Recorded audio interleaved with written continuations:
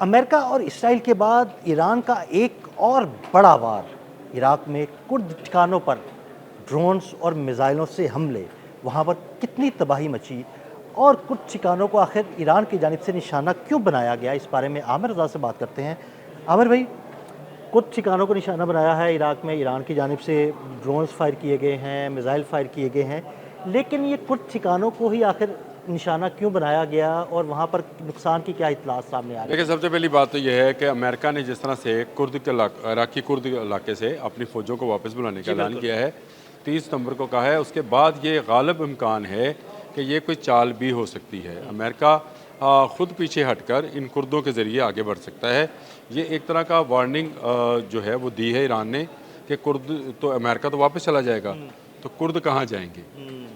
ये उनका इलाका है, यहाँ पर रहेंगे और अगर वो इंसानों की तरह रहें, यानी वो अगर दहशतगर्दी ना करें, ईरानी इलाके में के अंदर जाने की कोशिश ना करें, तो उनको कुछ नहीं कहा जाएगा। देखिए, अराबील का इलाका जो है, इस पर पहले भी ईरान ने बैलिस्टिक्स और ड्रोन्स दागे थे। सही। ये पहली मरतबा नहीं है, इससे पहले भी ईरान इस पर हमलावर रहा है और ईरान ने कुर्दों को बेशुमार दफ़ा ये बताया कि आप अपने इलाके तक महदूद रहें। ईरानी जो कुर्द कबाइल हैं उन तक पहुंचकर और उनके ज़रिए फिर आप पासदारानी इनकलाब तक हमला करने की कोशिश ना करें। लेकिन आपने वो शरारतें करते रहते हैं। शरारतें तो अमेरिका की वजह से करते हैं।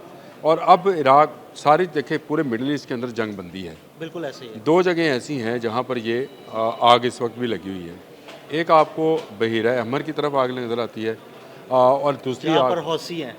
हौसी है, बिल्कुल। और दूसरी आग आपको इस इराकी इलाके में नज़र आती है जहाँ पे कुर्दों ने बेपनाह नुकसान पहुँचाया है पासदारान को।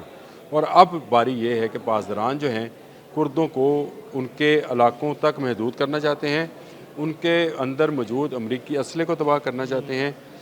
कहानी ये है कि पता ये है कि अमरीका यहाँ पर मौजूद कुर्दों को हाईली क्या उसको कहते हैं, तबाही, बहुत ज़्यादा तबाही मचाने वाले हथियार, जिनको जो भी नाम दिया जाए वो दे रहे हैं। बिल्कुल ऐसी इत्तलात है कि उनको पैसा भी दिया जा रहा है और असला भी दिया जा रहा है, ऐसा असला जो बड़ा तबाहकुन है। और उनको ट्रेनिंग भी दी जा रही है। ये भी एक बात सोचने की है, ना सिर्फ उनको ट्रेनिंग दी जा रही है बल्कि पहाड़ों के अंदर बिछाई जाने वाली माइनिंग्स दी जा रही है, वो माइंस जो कि आने वाले हमले को रोक सकती हैं। और जाते हुए अगर आप वो माइंस बिछाते जाएँ तो आपका पीछा भी नहीं किया जा सकता है। तो ये सारी ट्रेनिंग और तरबियत जो थी, ये अमेरिकन उनको दे रहे थे, लेकिन ईरान ने बहुत ज़बरदस्त तरीके के साथ पहले भी यहाँ पर जवाब दिया था।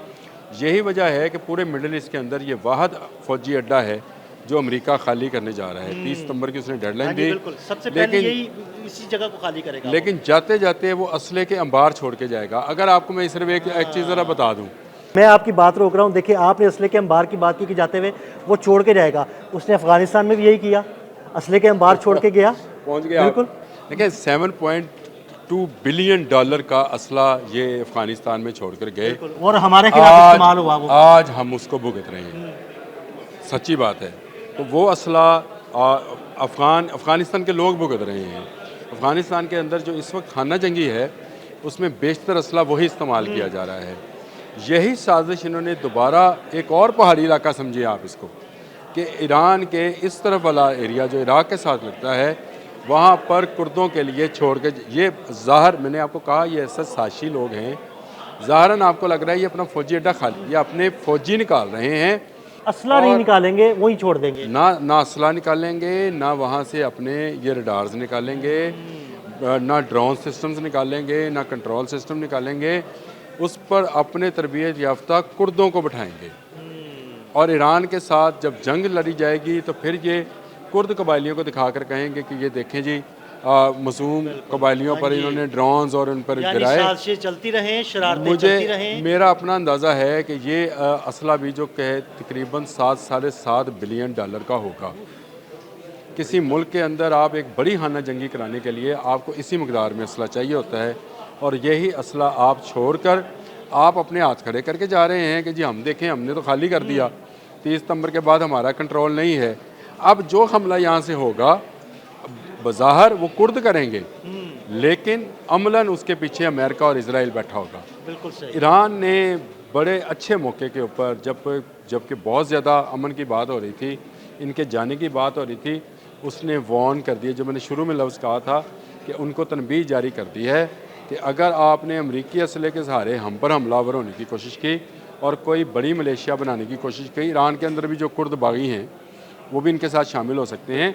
इन सारों को रोकने का एक ही तरीका है कि वो असले और वो कंट्रोल रूम्स और वो इनके ड्रोन्स के हैंगर्स उनको तबाह किया जाए, ताकि आने वाले वक्त में जब अमेरिका के साथ तो जंग बंदी हो जाए और इराक और इराकी कुर्द जो हैं वो हमलावर हो जाए, शरारतें करते तो रहे। पासदान इनकलाब ने, मैं समझता हूँ कि फार सीन करते हुए, बहुत दूर तक देखते हुए, उन्होंने अब इनके फ़ौजी साजो सामान जो कि कुर्दों के कंट्रोल में होगा, कब्ज़े में है, उसको निशाना बनाना शुरू किया है।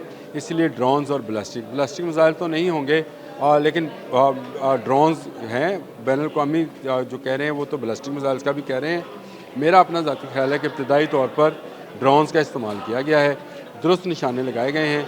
जैसे जैसे सैटेलाइट इमेजिंग के ज़रिए इन तक चीज़ें पहुँचेंगी, यहाँ से अमरीकी फ़ौजी जो हैं वो चले गए हैं, क्योंकि 1 महीना कुछ ज़्यादा अरसा नहीं है। 30 सितंबर जो है आई खड़ी समझिए आप, 1 डेढ़ माह के बाद जब वो आ जाएगी, उसके बाद इनके पास सैटेलाइट इमेजिंग के ज़रिए इनको पता होगा कि कौन से असला खाना में कितना असला मौजूद है, इस फ़ौजी अड्डे के अंदर कहाँ कहाँ कमांड एंड कंट्रोल सेंटर बना हुआ था, और उसको अब अगर कुर्द इस्तेमाल कर रहे हैं तो अमरीकी उसको किस तरह से अपने सैटेलाइट्स के ज़रिए से गाइड कर रहे हैं। और जब ये सारा मामला हो जाएगा तो ईरान ये नहीं चाहता है इस वक्त कि अमन की बात हो रही है तो अमेरिका को दोबारा छेड़े, लेकिन उसने आने वाले वक्त का जो है वो पहले से तय कर रखा है कि इसके बाद जब कुर्द उसको तंग करेंगे तो उसने क्या उनके साथ सलूक करना है। ये बिल्कुल एक अपने दिफाई नुक्ता नज़र से ये हमला जो है उसने अपने दिफाई नुक्ता नज़र से किया है, और कुर्दों को बताया है कि अगर तुमने अमरीकी कमांड एंड कंट्रोल को इस्तेमाल करने की कोशिश की तो तुम्हारा ये अंजाम हो सकता है। मेरे ड्रोन्स और मेरे बैलिस्टिक मिसाइल्स तुम्हें तबाह बर्बाद कर सकते हैं। अमेरिका और इजराइल की ये साजिश कि ये पीछे रहेंगे। मैंने आपके साथ जो कुर्दों के ऊपर व्लॉग किया था, मैंने आपसे कहा था कि first layer, second layer, third और फोर्थ लेयर होगी। आपका ये कहना था कि पहले कुर्द होंगे, फिर अमेरिकी फ़ौजी होंगे, फिर इसराइली फ़ौजी होंगे। ये मैंने आपसे कहा था। तो ये जो फर्स्ट लेयर है इस पूरे साजिश की, अगर उसी को नकारा किया जाएगा तो पिछली 2 लेयर्स यहाँ तक नहीं आएंगी। अब देखें, अमेरिका यहाँ से पीछे हट रहा है, इजराइल यहाँ से पीछे हट रहा है, कुर्द आगे आ रहे हैं, तो इसका मतलब ये है कि वो बिलियंस ऑफ डॉलर्स का असला जिस तरह ये अफ़गानिस्तान में छोड़ कर गए हैं, इसी तरह ये वहाँ पर भी अपने अड्डों को छोड़ के जाएंगे, ताकि इराकी कुर्दों के साथ मिलकर ईरान पर ज़मीनी कार्रवाई की जा सके। उसको नाकाम बनाने के लिए इस वक्त ईरानी पासदारान ने अच्छी हिकमत अमली के तहत इस इलाके पर हमला किया। बहुत शुक्रिया आमिर भाई। आमिर भाई ने बड़ी तफसील के साथ इस सारे मामले पर रोशनी डाली। मज़ीद अपडेट्स के लिए हमें फॉलो करते रहें। अदील अहमद और आमिर रज़ा को इजाज़त दीजिएगा। अल्लाह हाफ़िज़।